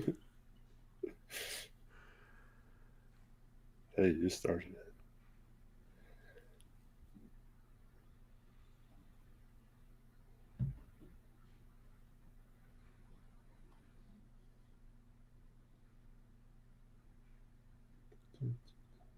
I honestly want OKC to sign Westbrook as their 12th man, kind of like Udonis Haslam has a retirement tour. I mean, they have roster spot problems anyway, so it'd be cool to see, I guess, but he also doesn't really fit. Yeah, if you're new to the channel, I'm just not somebody that like buys in as like on end of roster signings quickly. I remain skeptical for a while. That's just always been the way that I've been, and I will hope that if he sees minutes, he contributes to this team winning basketball games. But I am worried about the shooting on the bench. I think in the starting lineup, if Sharp takes a step there, and you got Denny, and you got Tamani, and you got Drew as your fourth best shooter, with Klingan, who at times knocked down a 3 last year. I don't really think he's a floor spacer or anything like that, but he's your big, so it's fine. I think the shooting in the starting lineup could be definitely fine. And then Grant off the bench, fine enough 3-point shooter, as frustrating as he is with everything else. And then beyond that, it's just question mark after question mark after question mark in that regard. So. Mm-hmm.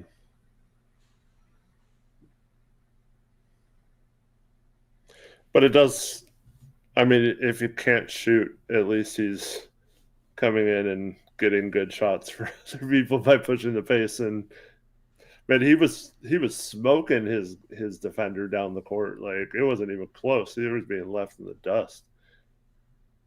And that does create some advantages. Yeah. I like the way he was pushing the pace.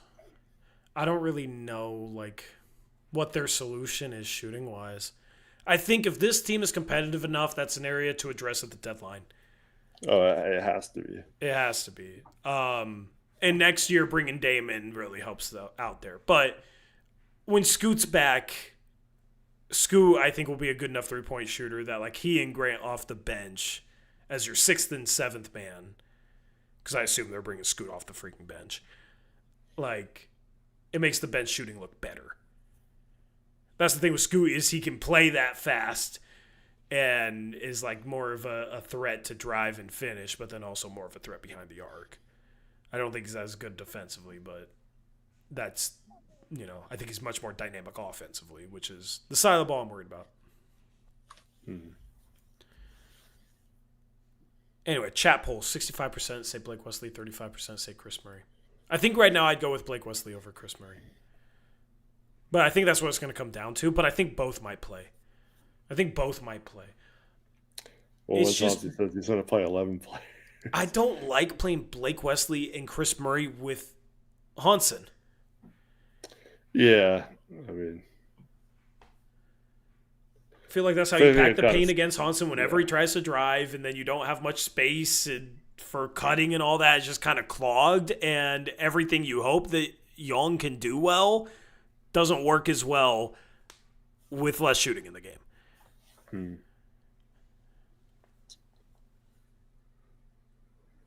And especially if Denny is supposed to play with the bench unit and he has, like, I don't trust Yong behind the 3-point line yet. You got Chris Murray, you got Blake Wesley, you potentially got 3 non-floor spacers around Denny trying to play with a bench unit. Doesn't that kind of just make things really, really hard on him? It's another reason why Reith might play over Yong. Exactly. Yep. Exactly.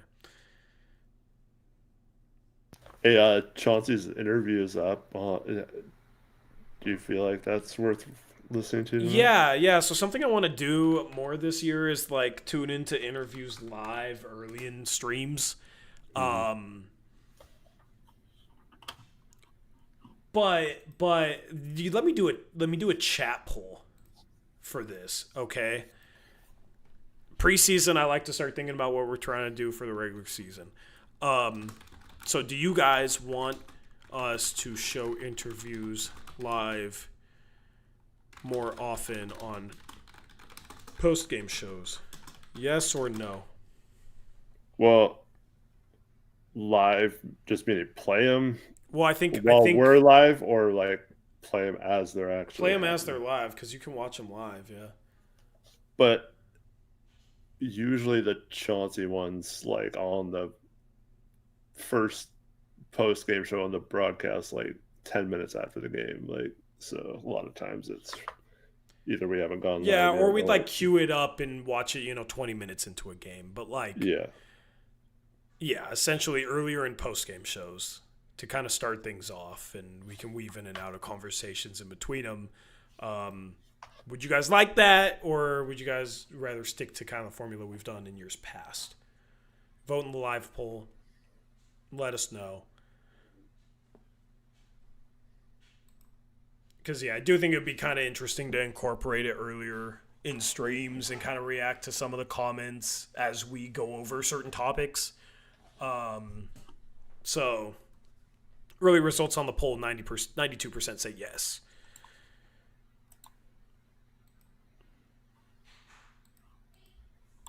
All right. So I'll leave that poll up. You guys can vote in it. But, yeah, that's the plan. Let's listen to Chauncey.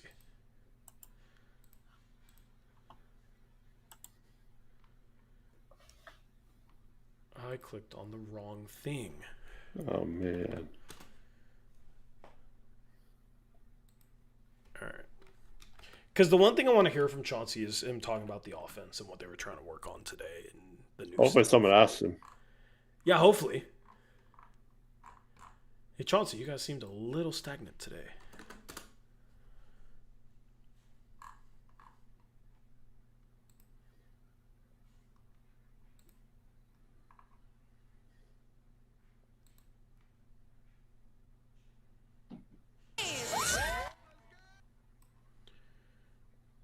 I do not need to, I'm going to skip the Love Island Games ad.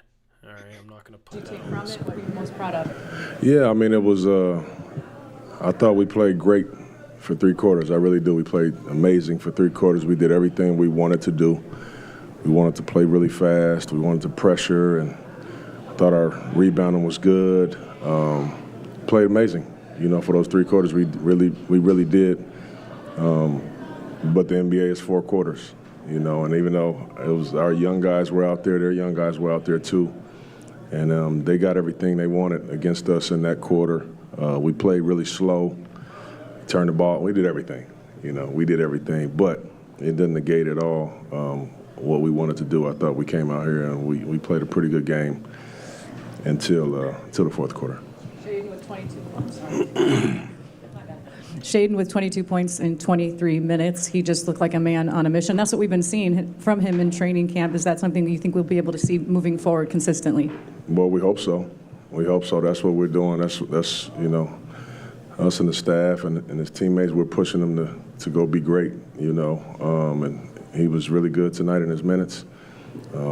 He just looked very, under control at all times, got to where he wanted to get to. I thought defensively he was good.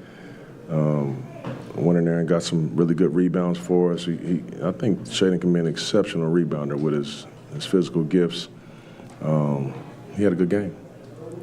For those of us that haven't actually gotten to watch practice, was what Shaden was doing tonight pretty much what he's been doing all camp? Yeah. Yep.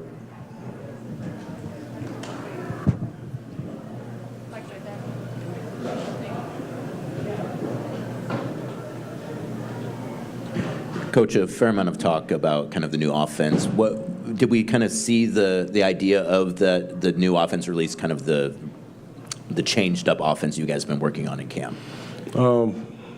Yeah, some. Okay. We did a good job on several possessions, but it's a process. It's not something that's you're just going to pick up overnight or in a couple of weeks. It's a process. It's going to take us a while to get really comfortable with all of the things, but I think the one thing that was on display right away was just the pace and the speed of it was, I'm sure, totally different than what we're used to. But, yeah, I think the dudes did a good job of just trying to execute on certain things that they were doing. And we'll continue to keep getting better and better at it the more opportunities we have. Hi, Coach. What do you think of Hansen's performance tonight? Yeah, it was tough. This is a tough team for him to play against. I thought it was, he struggled a lot of times with the speed of how they play and the cuts. And, it's just a different game than he's used to. And that's a veteran crew over there, and they have a culture that they play with the cutting and the movement and stuff. It's just difficult to play against them. So I thought he struggled in his minutes, to kind of find his way. You can imagine the nerves that a young kid like that has playing in his first NBA game. I've been there, and I looked really bad in some of my early games. I didn't think he looked bad at all, but the learning curve that we continue to talk about with him, now you guys will be able to see it in front of you in terms of the athletes are just so fast and so explosive, in the NBA. And for somebody like him, it's going to take a little time for him to adjust to that speed. But he will, and he'll be just fine. Another guy we talked about a lot, Coach, in training camp, Toumani Camara. What did you think about Toumani's performance tonight? Obviously came out really hot offensively, but still looked like he had a really good night. Yeah, Toumani continues to get better at all times. He shot it real well today and played well. We expect these things out of Toumani all the time. Now we've become accustomed to it, seeing it every single time. So he was really good. I thought Wesley's pace and tempo was incredible in the game. He was a pace setter for us. That speed and that explosiveness got so many guys wide open shots. So to me, he stood out in the game as well. Siri 2.0. Perfect under pressure. Was that the end? I don't know. Skip the ad. Yes, it was. All right. So that was Chauncey. We saw some of the offense. I don't know if some means 20% or 40% or whatever. He did talk about their pace getting and stuff. And I will say they didn't really waste time getting into their half-court offense, which I liked. That was kind of I think the main difference half-court offense-wise was they got into things pretty quickly. I felt, last year we complained about the window dressing at the start of sets where it's hand the ball off, dribble over to somebody, hand it off, then pass it up to the top of the arc, and you're back where you started, and you just wasted 7 seconds of the shot clock for what reason? And just to run a flare, you know what I mean? We didn't see that. I think they got into stuff pretty quickly, even if stuff was just swinging the ball and then trying to attack. But I think that's good because it just gives you more shot clock without wasting it. Yeah, absolutely encouraging, but it's still, playing fast isn't necessarily what he was talking about in terms of how he was going to adjust the offense, though. So it is a component of it, but I feel like his answer in terms of the offense was a little more results based than actual process based, and I don't necessarily like him thinking that in that way, especially when he's on record as saying it should be about the process of getting it right, not necessarily what any team can get hot and score a bunch of points. Yeah. At the same time, I do agree, and I talked about this on last night's stream, with the fact that it's going to take some time for them to truly implement what they're trying to do. And preseason game number 1 is not going to be truly indicative of what they're trying to run. It's preseason game number 1. it takes some time to install a new offense and install motion principles and get guys to truly understand them and play off those instinctually. And that's why I'm going to give it some time in that regard and not worry too much about one preseason game. I do understand that, but to not see like any off-ball stuff when he specifically said in this new offense, we're not going to have guys standing around. They're going to be constantly moving, especially the guys that aren't involved in the action. And then you don't see any of that.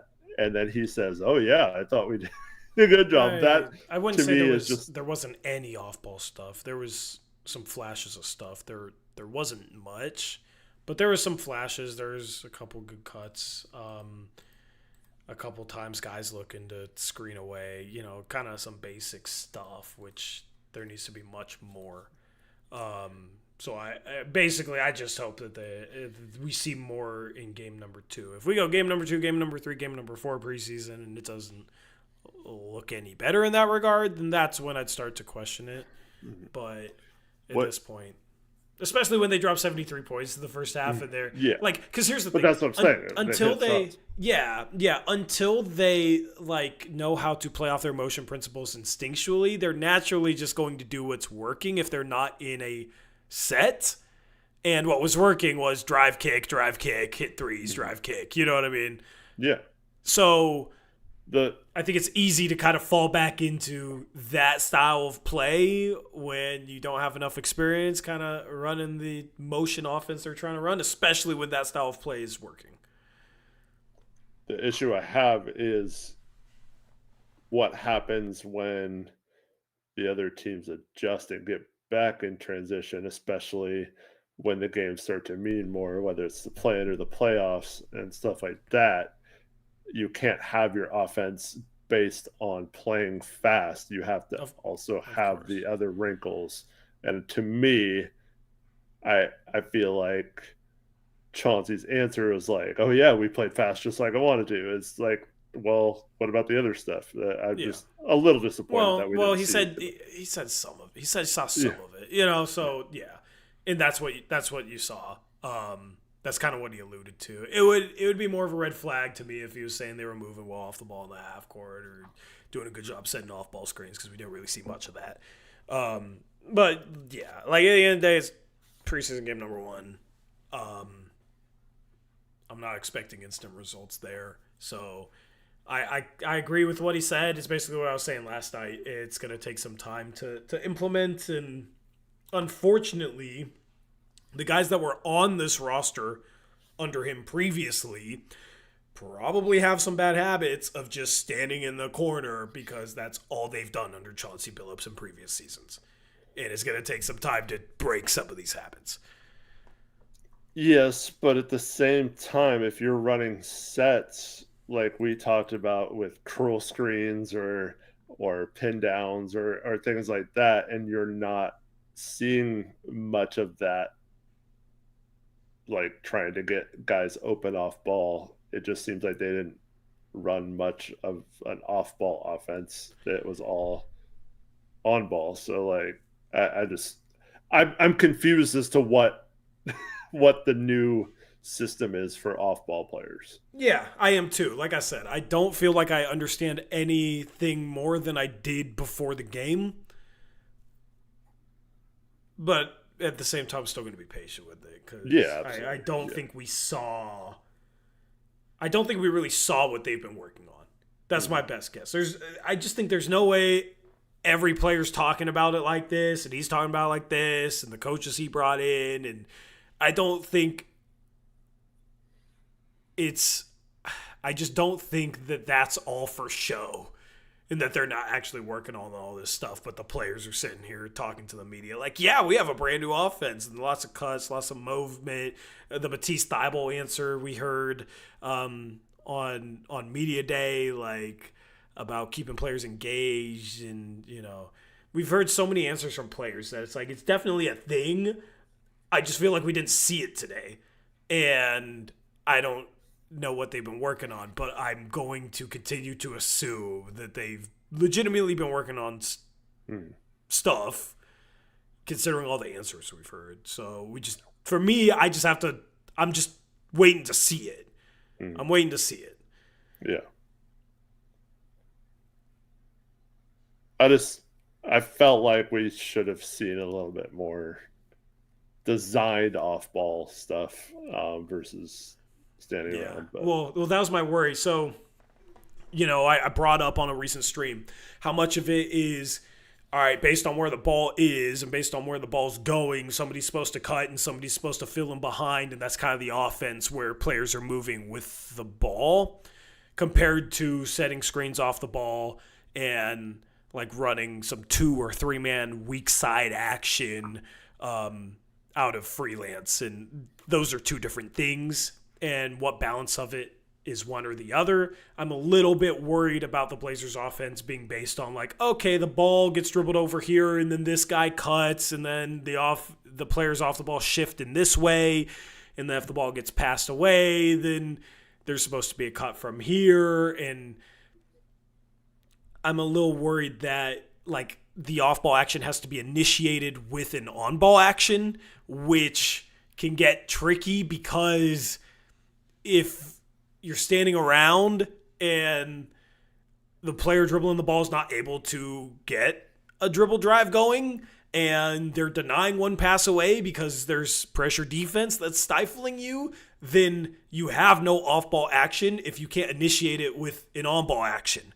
So this is just stuff that I wonder with what they're trying to do offensively is how much of it is just based upon like where the ball is on the floor, how much of it is based upon the ball moving in a specific way, whether it's a dribble drive or a pass, and then how much of it is guys playing off of each other with off-ball action, legitimate off-ball screens, go set a back screen, then flash to the middle of the paint type stuff on the weak side, setting a pin down, especially if it's Shaden Sharp when the ball's opposite. Like, this is all stuff that these guys should be looking for as part of this offense that we did not really see today. So, like I said, I still don't really understand what they're trying to do.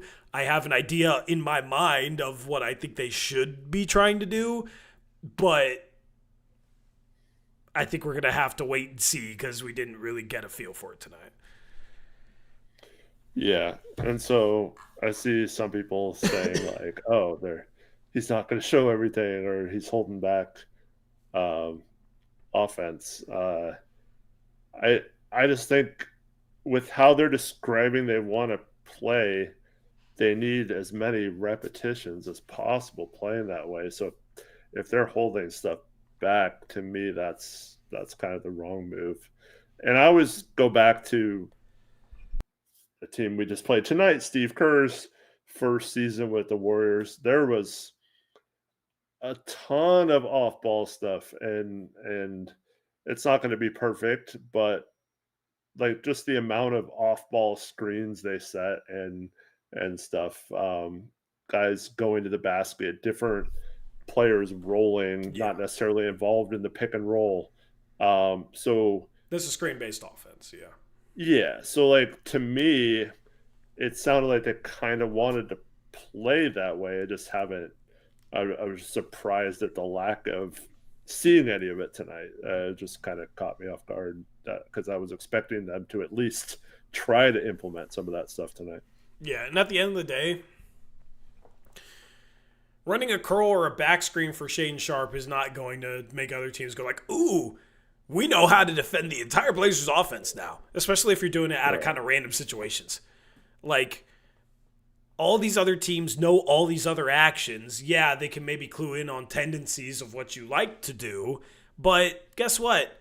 In the playoffs, teams are going to know all your tendencies anyway, and it still has to be able to work. So if you're worried about hiding stuff in the preseason because you don't think once teams have scouted it that it can still work, you're basically admitting self-defeat in terms of thinking that you can be a legitimate playoff team.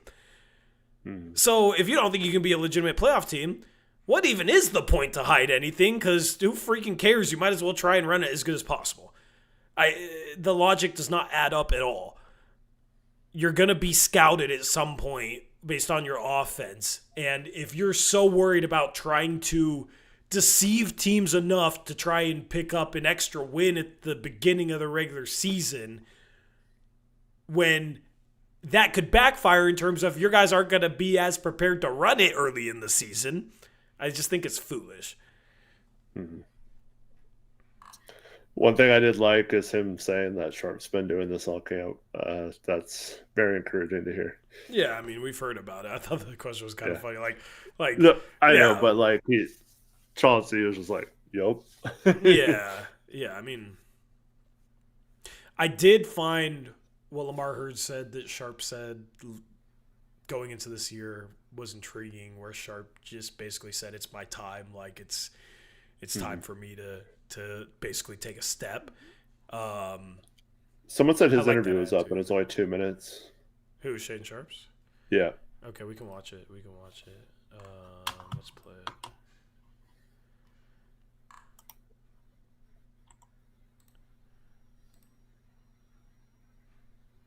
Hashtag ad. Skip. The way you played tonight, obviously we've heard a lot about how well you've played through training camp. It seemed like tonight you kind of showed that publicly. Yeah, I just came out, played my game. Just did what the coaches wanted me to do. I played hard. But really, I think I just played my game and played with confidence. I mean, I'm in the gym every day, just working on my craft, and I'm able to do that today. So, yeah. Is there anything that felt easier for you tonight than it has in the past? Felt easier? Yeah. Nah, I just came out, played basketball. I feel like, that was easy, I guess, just playing basketball, coming out and just competing with my teammates. But yeah. It seems like you're getting to your spots fairly easily, or at least like it looks very fluid out there right now, particularly on the offensive end. And then defensively, it looks like you're really out there competing as well. Yeah, on offense, I like to shoot the ball, threes, mid-range. But like I said, just trying to do everything I can to, help my team and just do what the coach is asking me, which is, play hard and, really play defense. So I'm really trying to lock in on those things. Yeah, in that regard too, Shaden, like how would you say your mentality is right now? Because I think obviously people see your talent, like they know your athleticism. And I think for some people it's like they just want to see it consistently. So like how would you say you are doing in terms of like bringing a consistent effort every night? I think I'm doing pretty good. I'm just trying to continue to do that. Like I said, just trying to help my team win and do everything I can to, really help this team. So I'm just going to come out, play hard, play with intensity, and just play my game. What was it like playing with Drew tonight? It was good. I mean, he's a vet. I've been playing with him since, training camp and weeks before that. So we're kind of familiar with each other's games, but it was cool really playing, a real game with them. What do you make of the Warriors, what they did in the fourth quarter? I mean, I know it's just a preseason game, but they still scored 51 points. What did you think of? Yeah, we just got to, stay on the pedal, just keep playing. Anything can happen in this league. So, we'll go back, watch film, and just fix what we got to fix and be better next game. That was a very Shaden Sharp interview. Yeah, it was. I feel like you got to ask, specific types of questions. Like the cookie. I think the cookie cutter questions get cookie cutter answers, which I kind of like. The same cookie cutter answer over and over again. Yeah. Some of the chats said both teams played hard. The sheet. Yeah. Like, what's your mentality? Oh, I just go out there and play hard and try and help my team win. Like, what other answer are you expected? Yeah. Yeah. I mean, I thought is there anything coming easier to you right now was an interesting question. I thought that was a good question. I was curious. Someone basically asked the same question again. Yeah, I was curious to hear if there's something he felt good with right now compared to last season, like he's improved upon. But I guess just basketball is, just playing basketball is coming easy to me. Yeah, I do like that he's being a little more open with his answers. It's he's kind of like a tough guy to get a read on. So I like that he's answering questions a little bit more. I also kind of like when he just kind of gives a generic answer just to give a generic answer and get through the question. if he's gonna break out this year, he should. He's got to get used to being interviewed, though. I know. I'm just imagining him. Like the we don't have ESPN games ever anymore, but the ESPN interviews with like Scott Van Pelt. Yeah. And I'm just thinking about like Scott Van Pelt interviewing Shaden Sharp with some of the questions that Scott Van Pelt asks. Because I don't know if you've ever heard his interviews. That would be hilarious, man. I need that. Hopefully one day we'll get that. But yeah, we'll start trying to react more live to interviews early in shows. That was kind of my plan anyway. I'm glad to see that 84% of you want that. So that'll be cool. Anyway, before we wrap up the stream, I just want to give a quick shout out to our sponsor this season, which is Sleeper. We're going to be doing a ton of fun stuff with them this season, whether it's season-long DFS parlays or just normal DFS plays. We're going to be doing it all here with Sleeper. Use promo code Uprise. You'll get a 100% match up to $100. But then also, if you've thought about trying Sleeper before, you've seen these reads, you can get a $20 entry with no deposit required. So basically just free $20 entry. Promo code Uprise. So you can take advantage of that. We got NFL coming up this weekend. We got baseball still. I'm very sad about my Mariners today, but, we got a chance to do something special on Friday. And maybe you can do something special if you can hit with Sleeper with some picks for Friday for the Mariners. Hopefully it's a lot of overs that hit for runs and hits and all that good stuff because my mental health is on the line on Friday night. I'll just say that. But shout out to Sleeper for sponsoring the channel. Really excited to get the ball rolling once the regular season starts with some of the stuff we're going to be doing with them this year. And using that code on Sleeper does support the channel, so we greatly appreciate it. Also, leave a like. Also, easy way to support the channel. We appreciate those of you who show us that support. Anything else you want to get into, Eric? No, I think we covered all the things I wanted to bring up. I think we broke it down pretty good. Yep. Nice 2-hour stream, almost 2 hours on the dot. So I think that's good enough for preseason game number 1. The Blazers find a way to lose and give up 51 points in the fourth quarter. They just don't like winning preseason games, man. They don't. And then just so people know, we're not going to have a show tomorrow, but we'll be back here on Friday night for Blazer preseason game number 2. Yep. And I will be not watching the first half of that game because the Mariners play at 5. At like 5:08. So I will either be extremely happy or extremely distraught, no in between. I'm nervous. Anyway, hopefully the Blazers make me this nervous one day soon, which means they are playing in a second round, playing in a game 7. That would be cool. It's weird, man, because I almost forgot what it's like to be a fan of a team in a playoff series because it's only a thing in baseball and football for me. And it's been so long. It's football's always one winner, game. You're out. Yeah, same thing with March Madness. So, yeah, it's fun. But hopefully they take care of business. We'll see. Lamar said the game ain't on TV. It's not. Why are they playing at home and not putting it on TV, on Blazer Vision? Well, it's have to find a Jumbotron feed. Broadcast, yeah. Yep. Maybe it'll be streamable and playback. I don't know. But there's the Blazer game, so I'm not going to be streaming it in playback. Anyway, we're out of here. Appreciate you guys hanging out with us. Thanks, everyone. Hopefully the Blazers can win their next preseason game because it would be kind of fun to win some preseason games even though they don't matter. But we'll see what they do on Friday, and we will catch you then for the postgame show. Have a good rest of your Wednesday night. We're out of here until next time. As always, peace out. Go Blazers.